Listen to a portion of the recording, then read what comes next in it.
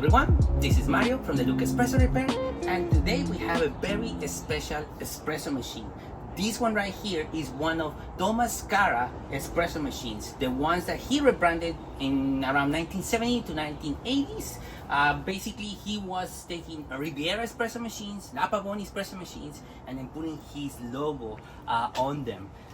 This is one of the very rare machines that are still around the Bay Area. Very beautiful Riviera spring lever espresso machine. Sadly, this machine needs quite a lot in order to get it up to temperature and to brew. This will really require a new heating element. Just to show you, this is the older style of the heating elements. This is still the original pressure style, as well as the wiring. I think the wiring this is brand new wiring, but these switches are still original. So this is an original Riviera that was branded as a Cara espresso machines. Beautiful machine as well. The spring still works pretty well. The boiler is in good condition. Even the cap as well, even though it's a little bit you can kind of see it right here, scaly, and the gasket is beyond dry. It is made out of metal, so you can still use it if you just replace the gasket and clean everything around it. There's a little bit of scale buildup inside the machine, but there's no corrosion or anything like it, and the seals and everything around looks pretty good, just a little dirty. This valve definitely will need to be replaced, as well as this gauge that sadly it's not gonna be working anymore. This thing is completely stripped, and this one over here, I don't think I'll be able to find a replacement, so we will have to replace it with something similar to this if we actually want to replace the gauge of the machine. So this beautiful Riviera espresso machine is a very unique machine. You don't longer see these machines anymore outside. You usually see a Zacconi, which is similar to this one. Even the technologies and the internals of the machine are completely different to what we have right here. This is a more modern pressure stat, even though it's an older one as well, still original of the machine. The switches, as you can see, they have stayed kind of similar, 110 volts, both of these. This is a more modern one. To be honest, they don't make them like they used to. These ones used to last much longer than these ones right here. And sadly, these ones, you can no longer get them as well. They have changed a lot of technologies throughout the new revisions of these machines, and they have made them less durable as they used to be. These were almost bulletproof, to be honest, especially this one right here, as this one is a threaded heating element compared to this one right here, that you basically have one that is threaded but it's not holding the boiler itself. These four rods right here are what actually holding the entire boiler together like a big sandwich. So these two plates, this one and this one, there's those four rods all the way over here, and then they're just squeezing the boiler together. So it's a bigger failure point of this machine, and one of the things that will require a full refurbishment of the entire boiler, removing everything in here and then replacing it with new gaskets. Even this one, for this one I had to do the same treatment, and I had a couple of leaks that I was using some high resistant silicone. Did not turn out very well as I wanted to, and sadly the boiler is compromised, as it's already rusting inside. Some aluminum parts are already exposed, and it just tastes very bad. The coffee just tastes horrendous when it comes out from this machine. Sadly, the boiler is contaminated. We will need a new boiler in order to fully use it. I did a little bit of the wiring, but as you can see, yeah, the machine is not in the best shape compared to this one. This one right here is still original. It's beautiful looking. There's no corrosion or anything. Everything is super sealed, so we can find the original heating element and of course replace the whole pressure stat. We can have this machine running again, because these switches are still working and they're in good condition as well. Almost the exact same machine, this one and this one, Riviera and Zacconi. Soon after they did these machines, Zacconi started making similar machines to the Riviera family, and now we have once in a while we can see a few Rivieras out there, and a few ones that actually look identical to the Zacconi as well. They were kind of sharing technologies through a period. But yeah, beautiful machines. They no longer make them like they used to, especially like this one, and especially a Cara espresso machine. There's not a lot around in the bay. I had the pleasure to work with a couple machines, but they look much different. Let me just show you one machine that actually looks similar to what they used to look like, the other Pavoni. Okay, this is a La Pavoni from 1998. You might recognize this machine because we actually have a full tear down on our YouTube channel, showing you absolutely everything that we did on this beautiful machine, from removing all the gaskets, removing all the parts, polishing to putting them back together, as well as some parts of the electrical wiring. We did some new wiring of this whole machine. Sadly, the whole cover is still in there, but this is how they actually look like.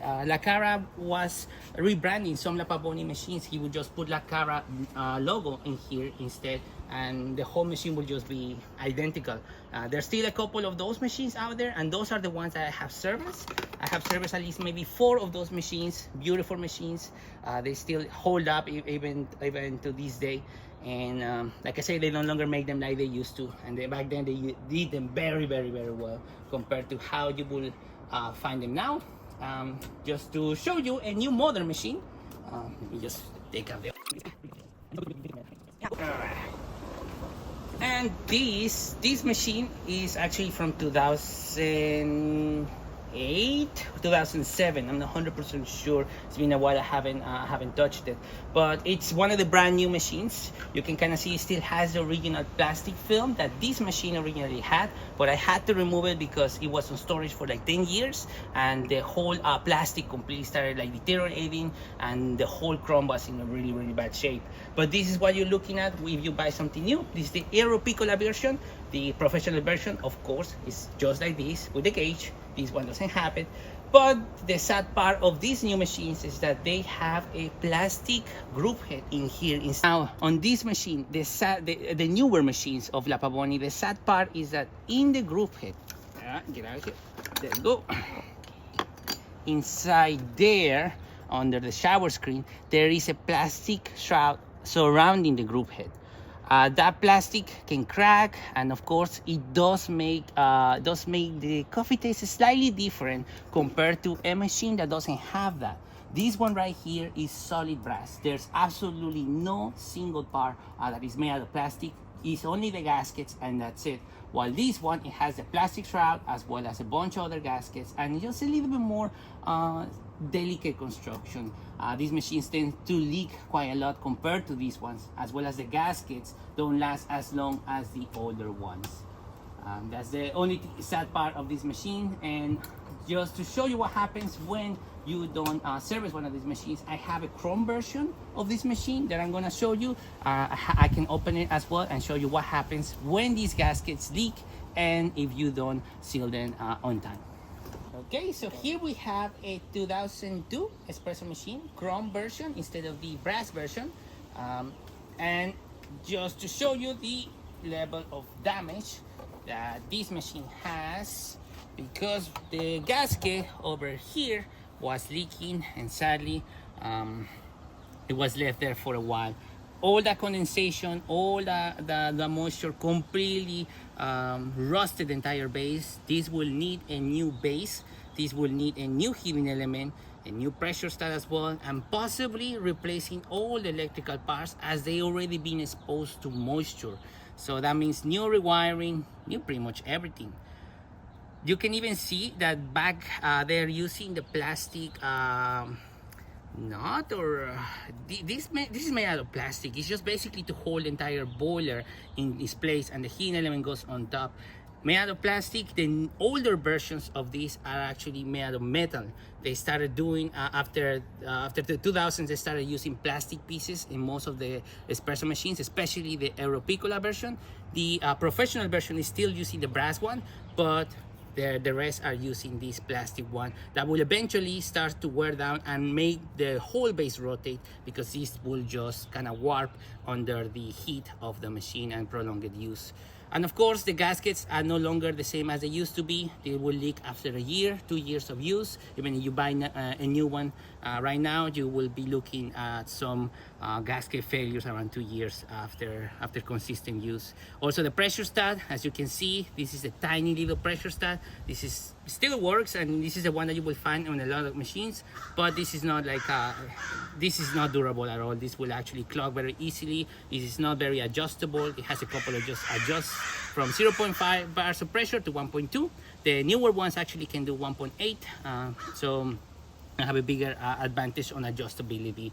And yeah, they just been using like just cheaper components as the newer revisions come.